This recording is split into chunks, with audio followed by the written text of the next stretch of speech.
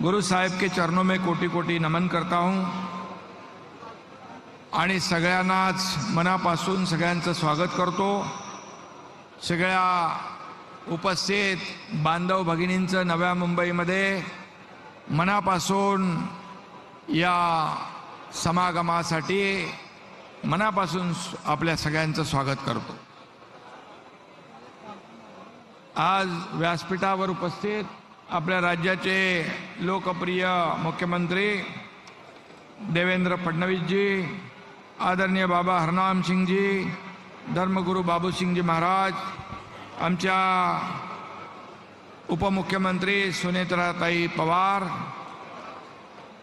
महंत रघुमुनी जी, मंत्री गिरीश महाजन जी, गणेश नायक जी, संजय राठौड़ जी, आशीष शिलार जी, मंगल प्रभात लोढ़ा जी, रविंद्र चौहान, प्रदेशाध्यक्ष माधुरीताई मिसाळ, प्रशांत ठाकुर, महेश बालदी, मंदाताई म्हात्रे, कुमार ऐलानी, विक्रांत पाटील, नवनीत राणा, रितू तावडे, आपल्या मुंबईच्या महापौर, सर्व संत महंत, सर्व लोकप्रतिनिधी आणि प्रशासकीय अधिकारी, सर्व समाज बांधव भगिनी,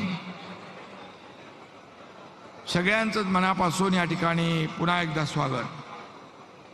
आज हम सब यहाँ 90 सिख गुरु, हिंद की चादर, महान बलिदानी गुरु तेग बहादुर जी के 350वें शहीदी समागम पर उनको श्रद्धांजलि अर्पित करने के लिए एकत्रित हुए हैं। इस अवसर पर देश के फौलादी गृह मंत्री अमित भाई शाह भी उपस्थित रहने वाले हैं। उनका भी मैं तहे दिल से स्वागत करता हूं। साथियों, गुरु साहेब का 350वां शहीद दिन केवल सिख इतिहास का ही नहीं बल्कि संपूर्ण मानवता के इतिहास का गौरवपूर्ण दिन है। भारत की संस्कृति के लिए यह आज का ऐतिहासिक दिन है। हम सब उस महान आत्मा को वंदन करने के लिए यहाँ जमा हुए हैं जिन्हें दुनिया हिंद दी चादर के नाम से जानती है। यह उपाधि उस महान बलिदान का प्रतीक है जिन्होंने भारत की आत्मा को बचाया है। 17वीं शताब्दी में जब अन्याय और धार्मिक कट्टरता चरम सीमा पर थी, जब मुगल बादशाह औरंगजेब के शासनकाल में धार्मिक अत्याचार बढ़े, जब कश्मीरी पंडितों पर जबरन धर्म परिवर्तन का दबाव डाला गया, तब वे सहायता के लिए गुरु साहिब के पास आए। उस समय गुरु तेग बहादुर जी ने मानवाधिकार और धार्मिक स्वतंत्रता की रक्षा के लिए अपना सर्वोच्च बलिदान देने का निश्चय किया। उन्होंने औरंगजेब की क्रूर सत्ता को चुनौती दी। उस समय उन्होंने जो निर्णय लिया वह इतिहास में अमर हो गया। उनके पास न कोई सेना थी, न कोई ताज था, न कोई खजाना था, फिर भी उनके पास एक चीज थी, वो थी अटूट साहस, अटल सत्य और असीम करुणा। उन्होंने कहा था, मैं न अपना धर्म छोड़ सकता हूं, न किसी को अपना धर्म छोड़ने दूंगा। शीश कटा सकते हैं लेकिन शीश झुका सकते नहीं। ऐसे उन्होंने उस वक्त जो काम किया है उसे सभी के लिए ये गौरव की बात है। और उन्होंने कहा, मैं हिंदुस्तान की रक्षा करने के लिए आया हूँ। और फिर दिल्ली की चांदनी चौक में लाखों लोगों के सामने उन्होंने अपना शीश कलम करवा दिया, न कि अपनी जान बचाने के लिए बल्कि इसलिए कि हर इंसान की आस्था, हर इंसान का धर्म, हर इंसान का स्वाभिमान सुरक्षित रहे।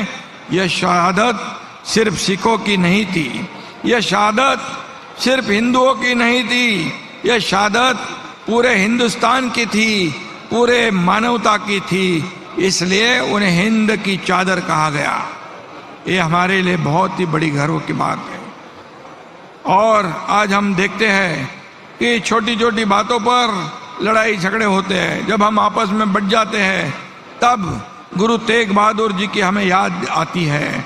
सच्चा धर्म वही है जो दूसरों के धर्म का सम्मान करता है, दूसरों के धर्म की रक्षा करता है। सच्ची बहादुरी वही है जो बिना स्वार्थ दूसरों की रक्षा करता है। एक प्रेरणादायी प्रसंग आप सबको पता होगा। गुरुजी तेग बहादुर जी जब असम और बंगाल की यात्रा पर निकले थे, वह स्थानीय राजा और जमींदारों द्वारा लोगों पर अत्याचार हो रहे थे, जुल्म हो रहे थे। एक जगह निर्दयी जमींदार गरीब किसानों को जबरन मजदूरी करवा रहा था, उनकी जमीन हड़प रहा था। गुरु तेग बहादुर जी ने बिना किसी हथियार के, सिर्फ सत्य और शांति के बल पर उस जमींदार के सामने खड़े होकर कहा, अन्याय किसी के साथ नहीं सहा जाएगा। उनके शब्दों और व्यक्तित्व में इतनी ताकत थी कि वह जमींदार झुक गया, लोगों को उनकी जमीन वापस मिल गई, अत्याचार बंद हुए। यही ताकत गुरु तेग बहादुर सिंह जी के वाणी में थी। यह प्रसंग बताता है कि सच्ची ताकत बंदूक में नहीं बल्कि सत्य और न्याय की आवाज में होती है। गुरु तेग बहादुर जी ने साबित किया कि एक अकेला इंसान भी अगर सत्य पर अड़िग हो तो सब अन्याय को, पूरे अत्याचार को रोक सकता है। गुरु तेग बहादुर जी के इस विचारों को जन जन तक पहुंचाने के लिए हमारी महायुति सरकार पूरे प्रतिबद्ध है। सरकार ने ऐसे डिजिटल कई रथ गांव गांव में जाकर जन जागरण करेंगे। हमारे गुरु तेग बहादुर जी का जो काम है उसको पूरे दुनिया में, हमारे महाराष्ट्र में जन जन तक पहुंचाएंगे। इस अभियान के माध्यम से हम सिंधी, बंजारा, वाल्मीकि, लबाना और शिकलगार जैसे कई अन्य भी समाज को एक सूत्र में पिरोने का काम कर रहे हैं। और इसलिए भाई और बहनों, महाराष्ट्र और पंजाब का गहरा रिश्ता है। नांदेड़ की धरती को सिखों के 10वें गुरु गोविंद सिंह जी ने अपनी कर्म भूमि बनाया है। इस पवित्र स्थान पर उन्होंने सिख पंथ को आदेश दिया था, सब सिक्कन को हुक्म है, गुरु मान्यो ग्रंथ, गुरु मान्यो ग्रंथ। यह रिश्ता सिर्फ गुरु गोविंद सिंह जी की तक सीमित नहीं है। महाराष्ट्र के संत नामदेव महाराज ने भागवत धर्म की पताका पंजाब तक फहराई। हमारे सिख भाइयों के साथ तो हमारे बाला साहब जी का रिश्ता बहुत पुराना है। 1984 में तत्कालीन प्रधानमंत्री श्रीमती इंदिरा गांधी जी की हत्या के बाद देश के विभिन्न हिस्सों में सिख विरोधी दंगे भड़के थे। उस समय हिंदू हृदय सम्राट बाला साहेब ठाकरे जी ने सिख समुदाय की रक्षा के लिए शिवसेना कार्यकर्ताओं को मुंबई के सड़कों पर तैनात किया था। ये सभी लोगों को पता है।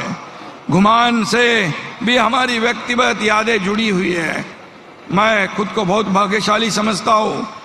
कुछ महीने पहले मुझे पंजाब में घुमान जाने का अवसर मिला, जहाँ संत नामदेव जी ने अपना जीवन के 20 साल वहाँ बिताए।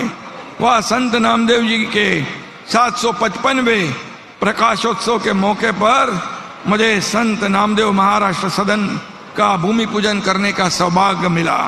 वहाँ के ग्रामवासियों ने मुझे बाबा नामदेव महाराज का सम्मान पुरस्कार देकर जो प्यार दिया, उसे मैं कभी भूल नहीं सकता हूँ। महाराष्ट्र सरकार घुमान को देश के पर्यटन के नक्शे पर लाने के लिए सारी कोशिश करेंगे। यह हमारी श्रद्धा है। आज मैं इतना ही कहूँगा कि गुरु तेग बहादुर जी के 350वें शहीदी दिवस पर हम सब मिलकर हिंद चादर श्री गुरु तेग बहादुर साहब जी के विचारों की ज्योति को अपने दिलों में जलाए रखें। तो आइए हम सब आज संकल्प करें कि हम अपनी आस्था को कभी कमजोर नहीं होने देंगे। हम किसी के धर्म, किसी की पहचान पर हमला भी बर्दाश्त नहीं करेंगे। हम एक दूसरे की रक्षा करेंगे। ऐसे हिंद चादर ने पूरे हिंदुस्तान की रक्षा की थी। आइए हम सबका मिलकर कहे, जो बोले सो निहाल, सच का काल। जय हिंद, जय महाराष्ट्र।